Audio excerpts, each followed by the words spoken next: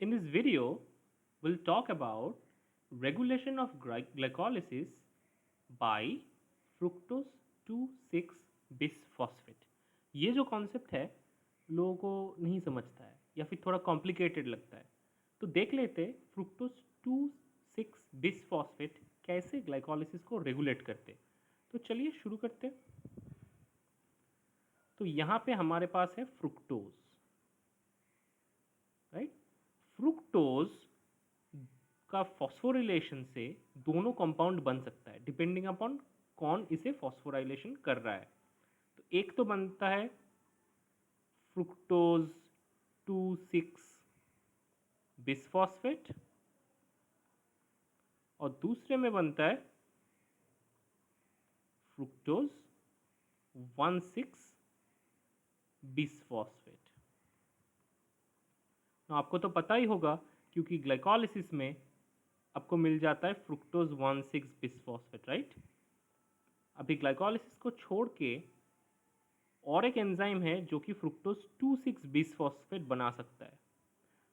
सो glycolysis में जो enzyme use होता है उसको बोलता है phosphofructokinase, right. PFK1, right. Phosphofructokinase, और ये PFK1 है। और एक PFK है जो इसको बोलते हैं PFK2। अभी ये फॉस्फोफ्रुक्टोकाइनेज 2 क्या बना देता है, फ्रुक्टोज से ये बनाता है फ्रुक्टोज 2,6 बिसफॉस्फेट, ठीक है। तो अभी हम देखेंगे कि ये जो फ्रुक्टोज 2,6 बिसफॉस्फेट बन गया, मतलब डायरेक्टली फ्रुक्टोज 2,6 बिसफॉस्फेट नहीं बनता है। There is a intermediate fructose 6 phosphate. Fructose 6 phosphate का और एक फॉस्फोराइलेशन से ये सारे बन रहा है, लेकिन फॉर सिंप्लिसिटी ऐसे बोला गया है। तो अभी देखेंगे ये जो फ्रुक्टोज 2,6 बिसफॉस्फेट है ये कैसे रेगुलेट करता है ग्लाइकोलिसिस को। सो ऑब्वियसली हम लोगों को पता है कि ग्लाइकोलिसिस में क्या हो जाता है, ग्लूकोज से हम लोग बनाते हैं pyruvate, right. And this is a 10 step enzymatic process, and in this process glucose to pyruvate बन जाता है। लेकिन there is a opposite process as well, right, जहां पे ऑपोजिट डायरेक्शन में क्या बन जाता है, पाइरुवेट से ग्लूकोज, और उसको बोलते हैं नियोग्लूकोजेनेसिस, right.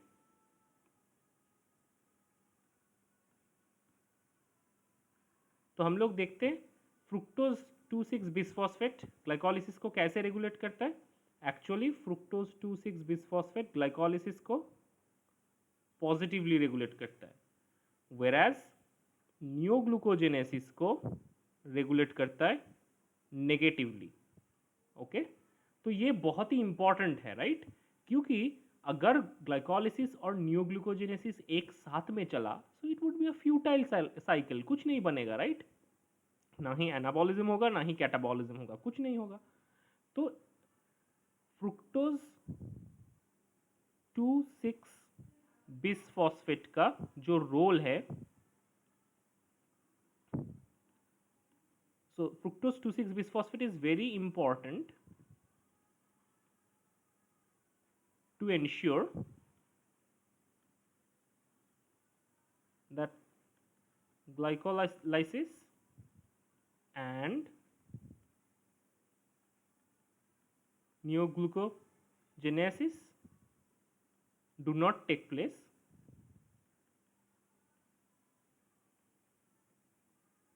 side by side. So basically its job is to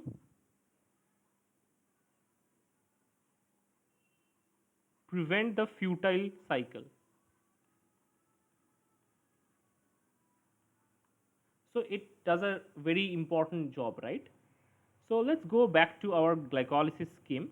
So this is our glycolysis scheme, and as you can see, all of these highlighted parts are the regulatory step, huh? तो इसी में से हम लोग जो regulatory step को देखेंगे और जिस पे फोकस करेंगे वो है ये वाला स्टेप। ओके, तो यहाँ पे क्या है गाइस, यहाँ पे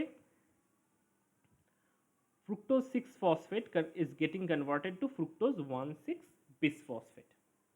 अभी fructose 1,6 bisphosphate जो हो रहा है, इसमें जो एंजाइम है वो है फॉस्फोफ्रुक्टोकाइनेज। अभी ये फॉस्फोफ्रुक्टोकाइनेज को कौन पॉजिटिवली रेगुलेट करता है? बहुत सारा चीज़ इसको पॉजिटिवली रेगुलेट कर सकता है, जैसे एटीपी लेवल्स, राइट। बहुत सारे चीज़ इसको पॉजिटिवली रेगुलेट करता है, लेकिन जो स्ट्रांगली रेगुलेट करता है वो है fructose 2,6 bisphosphate.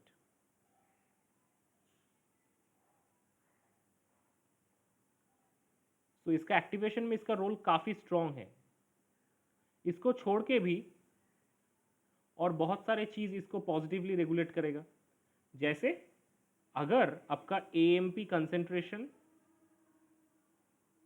Is high, that means ATP concentration low है, AMP कंसेंट्रेशन हाई होगा, देन ग्लाइकोलिसिस करना पड़ेगा, राइट। तो फॉस्फोफ्रुक्टोकाइनेज को मॉड्यूलेट करने के, पॉजिटिवली मॉड्यूलेट करने से क्या होगा, ग्लाइकोलिसिस आगे बढ़ेगा।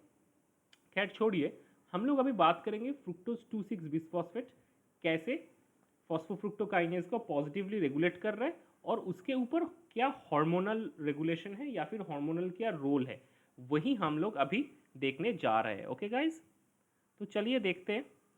तो गाइज क्या हो सकता है कि इन लिवर हेपाटोसाइट, मान लीजिए ये एक लिवर हेपाटोसाइट है, तो इसमें तो ऑब्वियसली इंसुलिन रिसेप्टर भी रहेंगे, ग्लूकागॉन रिसेप्टर भी रहेंगे, क्योंकि दोनों टाइप ऑफ सिग्नलिंग ही हो सकता है, राइट। सो मान लीजिए यहाँ पे अपना इंसुलिन है और हम लोग फेड स्टेट के बात कर रहे हैं। ओके ओके, और यहाँ पे ग्लूकागॉन रिसेप्टर भी है। Okay, glucagon receptor, insulin. अच्छा, एक बार रिमाइंड करवाना चाहता हूँ कि अब तक हम लोगों ने क्या सीखा कि fructose 2,6 bisphosphate, it has positive role on glycolysis, right? Positively regulate glycolysis by positively regulating phosphofructokinase 1, right? तो अभी देख लेते हैं हार्मोनल कंट्रोल यहाँ पे कैसे होता है। तो जहाँ पे हमारा ग्लूकोज कॉन्सेंट्रेशन हाई होगा, जैसे कि फेड स्टेट में, वहाँ पे इंसुलिन सिक्रेटेड होगा, सो इंसुलिन सिग्नलिंग वहाँ पे चालू हो जाएगा। So what insulin does two thing, it activates phosphatase, where it has it's an indirect negative role on cyclic AMP generation. So obviously it prevents the cyclic AMP generation and thereby prevents cyclic AMP mediated protein kinase A activation. But what's the benefit on that? So benefit अभी समझ में आ जाएगा। Actually हम लोगों ने देखा कि fructose 2,6 bisphosphate जो है ये रेगुलेटर है ग्लाइकोलिसिस का, लेकिन इसको रेगुलेट कौन करता है, राइट। ये तो फॉस्फोफ्रुक्टोकाइनेज एंजाइम से बन रहा है, राइट, फॉस्फोफ्रुक्टोकाइनेज 2। सो बेसिकली हम लोगों ने देखा कि फ्रुक्टोज 6 फॉस्फेट से फॉस्फोफ्रुक्टोकाइनेज एंजाइम या फिर PFK2 से बन रहा है अपना ये पर्टिकुलर प्रोडक्ट फ्रुक्टोज 2,6 बिसफॉस्फेट। लेकिन PFK2 ना ऐसे कोई अलग से नहीं रहता है, तो PFK2 always works like a PFK2 always works like a combined protein which is conjugated with fructose binding protein. Okay guys, it's combined with fructose binding protein FBP2.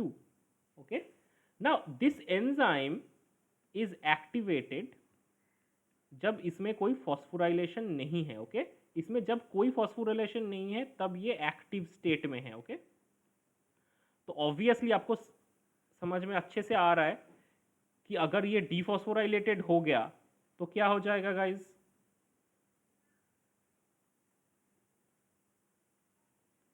तो ये फंक्शनल नहीं रहेगा, राइट, फॉस्फोरिलेटेड स्टेट में। तो वही important है कि phosphorylated state में क्या होता है। तो इसका फॉस्फोरिलेटेड स्टेट में ये एक्टिवेट नहीं रहेगा।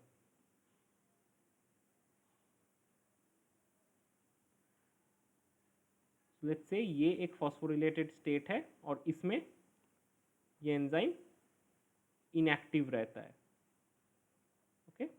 बट ये फॉस्फोरिलेशन से और डीफॉस्फोरिलेशन से ये क्या होता है, स्विच करता है एक्टिव और इनएक्टिव कॉन्फ़िगरेशन में।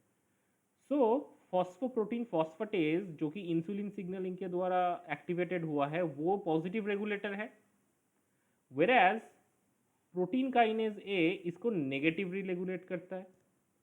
तो ऑब्वियसली क्या हो रहा है गाइस, ऑब्वियसली क्या हो रहा है, इंसुलिन प्रोटीन फॉस्फेटेज को एक्टिव करता है, इसीलिए फॉस्फोफ्रुक्टोकाइनेज 2 पे पॉजिटिव मॉड्यूलेट होता है। और फॉस्फोफ्रुक्टोकाइनेज 2 जब एक्टिवेट होता है वो बनाता है ढेर सारा फ्रुक्टोज 2,6 बिसफॉस्फेट। और आपको तो पता ही है कि फ्रुक्टोज 2,6 बिसफॉस्फेट ज़्यादा प्रोड्यूस होगा तो उसमें ग्लाइकोलिसिस आगे बढ़ेगा, क्योंकि it's a strong activator of fructose phosphofructokinase 1, right. तो अभी हम लोगों ने देख लिया कि फ्रुक्टोज 2,6 बिसफॉस्फेट कैसे काम करता है, उसके ऊपर इंसुलिन का क्या रोल है। तो ऑब्वियसली सारे का सारे रेगुलेटरी पाथवेज में हार्मोनल रोल तो रहता ही है। तो the whole thing is insulin versus glucagon ratio. Insulin versus glucagon ratio determine करता है कि कितना प्रोटीन काइनेज ए एक्टिवेट रहता है या फिर कितना फॉस्फोप्रोटीन फॉस्फेटेज एक्टिव रहता है। तो उसके ऊपर से क्या करेगा, उसके ऊपर से आपको पता चलेगा कि फॉस्फोफ्रुक्टोकाइनेज 2 एक्टिवेटेड है कि नहीं है, एक्टिव स्टेट में है या इनएक्टिव स्टेट में।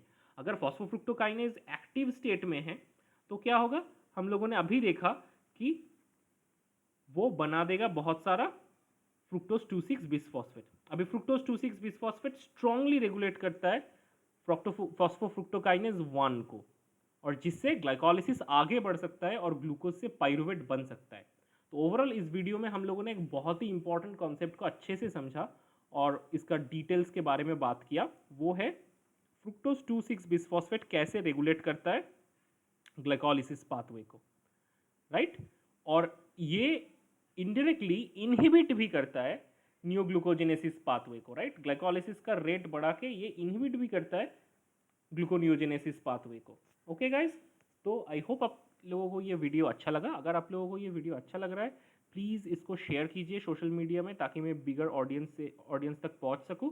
और if you want to support me you can pay me in Patreon, और मेरा कोर्सेज तो अनअकैडमी में अवेलेबल है ही, तो अगर आप ज्वाइन करना चाहते हो तो AP10 यूज़ कर लेना, मेरा कूपन कोड है वो। So thank you guys for listening.